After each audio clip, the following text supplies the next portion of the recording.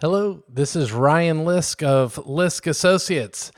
And today, this video, I am going to take you through 10 exercises in your Talent Insights report in approximately 10 minutes. So you are getting ready to go to a team building session, a leadership development session, executive coaching kind of session, somewhere where there's going to be some interaction with another human at some point. So the idea of us putting this video out for you was to have you do the homework ahead of time, let you do the thinking part, the self-awareness, and give you some quiet time where you can actually read your report without some distractions if you're doing this, especially in a group setting.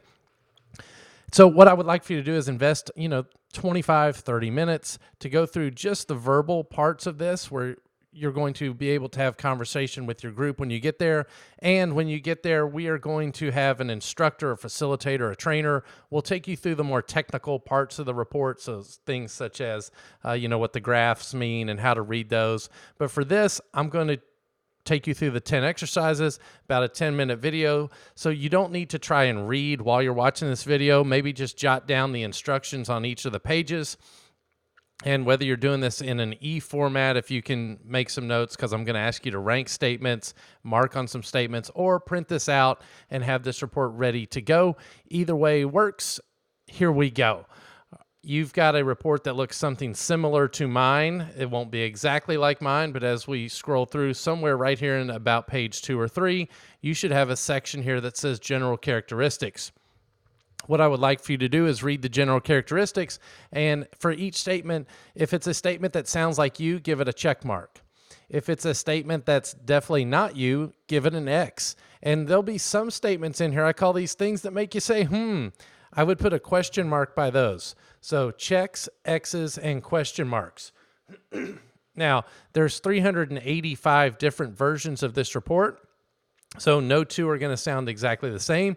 And we like to say, is this report 100% true? The answer is yes, no, and maybe. So I'm hoping that you resonate with some statements that are spot on. Some are going to kind of make you go, I don't know. And then again, the things that make you say, Now, when you get down to the bottom of this third paragraph here, I would like you to give these general characteristics a ranking. So on a scale of 1 to 10, a 1, that was nothing like me, and a 10, that is spot on. What number would you give your general characteristics? And then so part of the conversation will be, hey, here's why I gave it a 10. This thing's exactly like me. And now I will say this. If you say that your score is something a 5 or less and you have a day or two before your session, I would ask somebody, a leader, a facilitator, somebody that you can say, ooh, you know what? This is really just not me. And I'm very concerned about this. Reason being, we've actually had somebody rank the statements backwards. And so somebody that was the most introverted person on the team came out looking like the class clown and was the gregarious, and they're like, oh, this is just not me. Well, we found out that they ranked them from most to least, or least to most versus most to least. So anything can happen. Another good reason for you to check this out prior to your session so you're not caught off guard. The next section is called value to the organization. Everybody has a positive list here. What I would like for you to do is check off the top 3. How you read this bullet list is, how do you want to be remembered? So whether it's as a leader, maybe you're a new team member, you're doing this for an onboarding session. How do you want to be known on your team? What do you want to be known for? If you left your job tomorrow, what would you want people to say about you? So rank your top 3 in order here, 1, 2, and 3. Next page, checklist for communicating. This is what I would call your golden rules for communicating with you. So again, a longer bullet list. Check off your top 3 ways you like others to communicate with you. So when they're doing this, when they're communicating with this to you, we say this opens your communication door. You're receptive. You're more energized, engaged in the conversation. When you've ranked those top 3, go to the next page, ways not to communicate. So when you're looking at this page, these are things you don't want other people to do to you. So these would close your communication door. They de-energize you. And I'll give you one tip here. As you read these, put the word don't in front of the statement. So for me, don't be dictatorial. Don't talk down to him. And don't be put off by his cockiness. And that's an interesting one. So you're going to find some statements in this report, right, that are kind of like, whoa, how'd that get in there? And just be alert that if you're putting X's by some statements, go back and say, okay, now was that a positive statement or a negative statement? It's fascinating to go back and look how many X's I find by what I would deem to be a negative statement. Now I'm going to scroll through a whole bunch of pages here because these are not, see, these are graphs. These aren't verbal pages. So things that have graphs, that's what you're going to go through in the live session. As we get to part 2, we call this the driving forces section. You're going to come across another general characteristics section. Again, 3 paragraphs, although this time it's written about your motivators, your driving forces, things you're passionate about, and things that drive you crazy. Same drill as the first general characteristics. Let's go with checks, X's, and question marks. And at the bottom, for this set of general characteristics on a scale of 1 to 10, 1 that's nothing like me, and a 10 that's me spot on, what number would you give it? And then your trainer's going to take you through the numbers, the 12 driving forces, these clusters, and what they all mean. And then finally, this is going to be a nice section here for self-awareness. This is my favorite part of this report.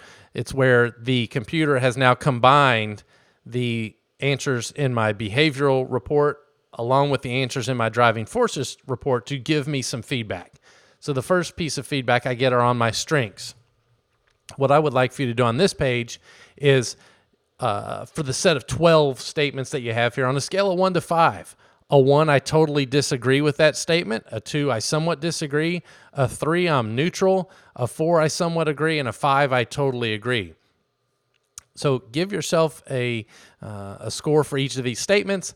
And one of the things on the neutral, I would only really want you to use a neutral if it's a statement that hasn't happened to you before. And I'll show you what I mean by that here on the next page. So after the strengths page, we get to conflict. So the strengths I might call, these are things that help me in my communication and my leadership style. And then on conflict, these are things that are hindering me potentially in my communication or leadership style.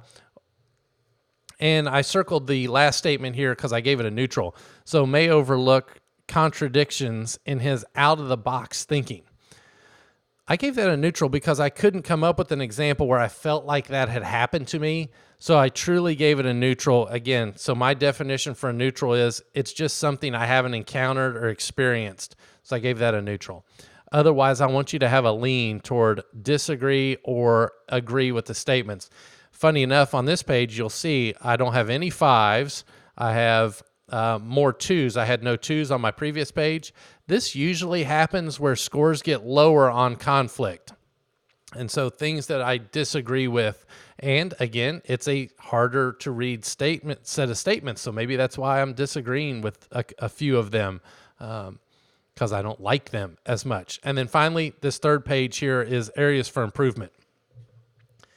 Now this is going to say, given my answers, given my data, Ryan has a tendency to be a situational listener if not given an opportunity to tell his ideas. So I agreed with that. Same pattern here on a scale of 1 to 5. Write down, whether you disagree or agree with the statement. Ideal environment. This page is about work. And so on this page, hopefully this is a list of things you enjoy doing at work. What I would like for you to do is rank your top 3 things you enjoy most at work. So for me, my number 1 was opportunity to display excitement and fun while getting things done, right? That's why I'm doing this video. Excitement and fun while getting things done. There's some kind of there's a rap in there or something. So anyway, those are things I enjoy. I enjoy that the most. And here's why. So you can see where that will, because I've checked that off number 1, I could have a conversation with somebody about here's why I say that. So I enjoy making videos. These are fun. And it allows you to get things done. You're going to have a little bit more efficient time together.